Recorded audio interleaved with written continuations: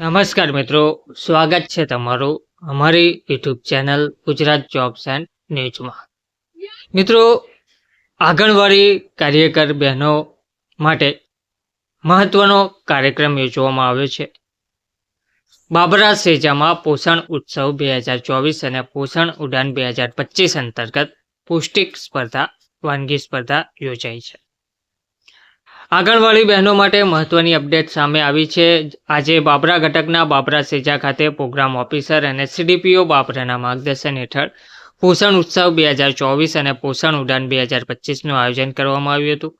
ICDS વિભાગ દ્વારા સંચાલિત આંગણવાડીઓના લાભાર્થીઓ માટે THR, માતૃશક્તિ, બાલશક્તિ અને પૂર્ણાશક્તિ અને મિલેટ્સ માંથી બનાવેલી પૌષ્ટિક વાનગીઓની સ્પર્ધાનું આયોજન કરવામાં આવ્યું હતું.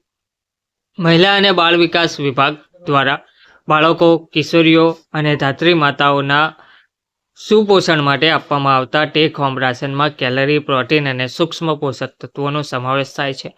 કાર્યક્રમ અંતર્ગત વાનગી સ્પર્ધામાં વિજેતા બનેલા લાભાર્થીઓને પ્રમાણપત્રો આપી પ્રોત્સાહિત કરવામાં આવ્યા હતા.